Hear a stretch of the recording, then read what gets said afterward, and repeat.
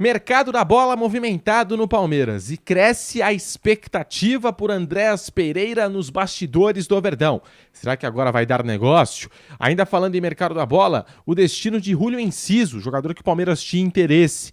E a última contratação, o último reforço que o Palestra anunciou, tem um questionamento bem pertinente sobre os valores desse negócio. Então, chega mais, bora pro nosso giro de informações do Palmeiras. Se estiver chegando agora, deixa o seu like, se inscreva aqui no canal do YouTube Pedro Marques Fute.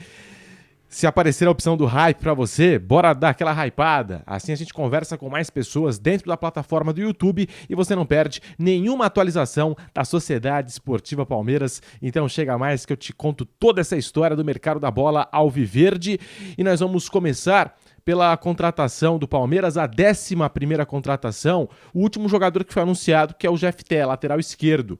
Veio do Rangers da Escócia, jogador revelado pelo Fluminense, embora tenha feito parte daquela geração dos sonhos da base do tricolor das Laranjeiras, não teve espaço no profissional, foi emprestado ao Apoel do Chipre, com esse objetivo de ganhar mais minutos, de lá vendido ao Rangers da Escócia em maio do ano passado por 800 mil euros. E agora o Palmeiras contratou o jogador por 6 milhões de euros, cerca ali de 40 milhões de reais. E tem gente questionando os valores dessa negociação. Palmeiras que vai pagar esses 6 milhões de euros em 3 anos, serão pagos aí ao longo das próximas 3 temporadas ao Rangers da Escócia. A gente está falando de um jogador que foi adquirido em maio do ano passado pelo Rangers por 800 mil euros, na cotação da época 4 milhões de reais, e agora o Palmeiras está comprando o jogador um ano depois por quase 40 milhões de reais, e um jogador que chega com esse status de reserva do Piquerez, que na minha opinião o Piquerez é o melhor lateral esquerdo do futebol brasileiro. Será que o Verdão não está gastando muito, não gastou demais nessa operação pelo Jefté? Escreva aqui nos comentários, quero saber a sua opinião. Daí, é claro, vi muita gente justificar que por ser uma aposta e até utilizando como argumento o Richard Rios, só que, gente, o Richard Rios custou aos cofres do Palmeiras 6 milhões de reais. O Jefté é uma aposta que está custando 38, 39 milhões de reais. Deixa a sua participação aqui nos comentários. E o Júlio Enciso, que fim levou a negociação pelo meia paraguaio do Brighton, da seleção do Paraguai, o Palmeiras que tinha interesse no jogador. O Enciso está muito próximo do Blue Group, está a caminho do conglomerado que controla não só o Chelsea, mas outras equipes, a princípio para defender as cores do Strasbourg da França, num projeto de médio e longo prazo que pode levar o jogador a trocar a França pela Inglaterra para vestir no futuro a camisa do Chelsea. Tem até foto aí do Enciso já realizando exames médicos, prestes a ser anunciado pelo Blue Group, que administra o Chelsea e outras equipes. O Palmeiras que tinha interesse no jogador, que agora está se transferindo para o Strasbourg por 15 milhões de euros, 95, 96 milhões de reais, mais bônus, e com essa possibilidade de se transferir para o Chelsea no futuro. O Verdão que mandou um representante à Inglaterra para as tratativas com o Júlio Enciso, e esse representante bateu na porta do Andréas Pereira. Como a gente já vem informado nos últimos dias aqui no canal do YouTube Pedro Marques Fute, as conversas entre Palmeiras e Andréas Pereira foram retomadas e cresce o otimismo nos bastidores em meio a essa negociação. Será que agora vai? Pessoal, existe a compreensão de que neste momento a negociação está mais fácil de acontecer do que lá no início do ano, porque na última tentativa do Palmeiras, o Verdão teve que convencer o atleta e no final das contas não conseguiu.